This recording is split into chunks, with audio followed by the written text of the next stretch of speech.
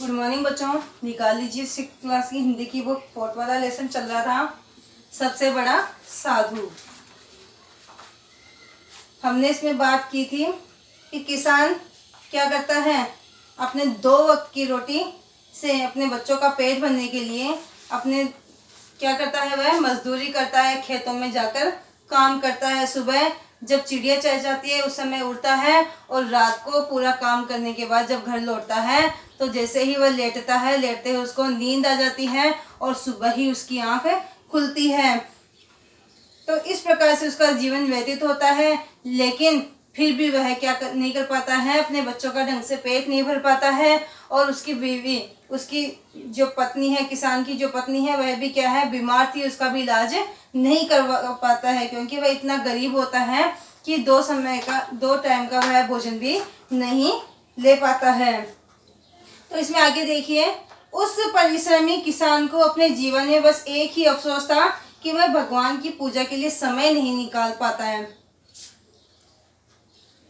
मंदिर में एक पंडित जी बैठते थे तो उनकी चर्चा भी काफ़ी होती थी। पंडित जी मतलब महात्मा जी बैठा करते थे, उनकी चर्चा काफ़ी होती थी, तो उनके पास जाने का उसको समय नहीं मिलता था। तो वह कई बार सोचता भी था कि भगवान की पूजा के लिए समय नहीं निकाल पाता हूँ, यह जन्म तो यूं ही बीत गया। मतलब सुबह उठो, काम करो और रात को सो जाओ। क्या अगला भी ऐसे ही बीतेगा? कि जैसे ये जीवन बीत रहा है, क्या अगला जीवन भी ऐसे बीतेगा? वह अक्सर सोचता है।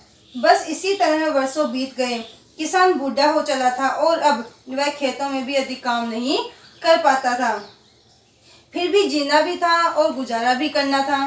इतने लोगों का जीवन जो उस पर निर्भर था। एक बार मूसलाधार बारिश हो रही थी। गांव के पास बहती नदी में बाढ़ आ गई। दूसरे ही दिन नदी का किनारा भी टूट गया। पानी गांव की ओर वेग से आने लगा। सभी को बस साधु का ही सहारा सूझा। वे सब उस साधु के पास गए जो साधु मंदिर में बैठा करता था।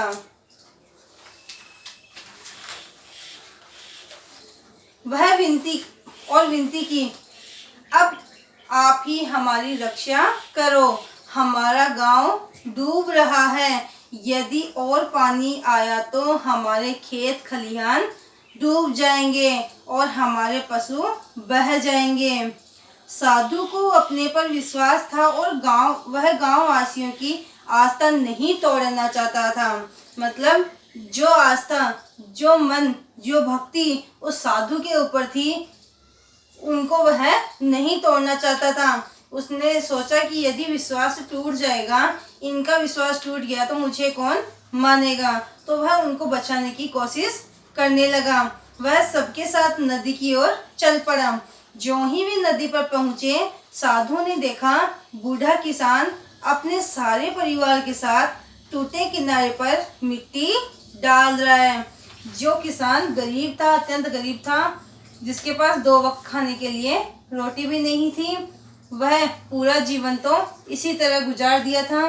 लेकिन जब बाढ़ आई थी तो उस समय वह क्या कर रहे थे, सब लोग तो साधु के पास गए हुए थे, पूरा गांव साधु के पास था। और जब साधु के साथ में अनेक लोग, गांव के सभी लोग आ रहे थे नदी के पास, जैसे ही आए तब उन्होंने क्या देखा, वही वृद्ध किसान क्या कर रहा है, जो दीवार टूट गई थी, नदी की जो दीवार टूट गई थी, जो मिट्टी बह गई थी, उसको वापस सही करने में जुटा हुआ है। कौन? वो और उसका परिवार। घनघोर वर्षा हो रही थी, किंतु वर्षा की एक बूंद भी उसके शरीर पर न टिकती थी।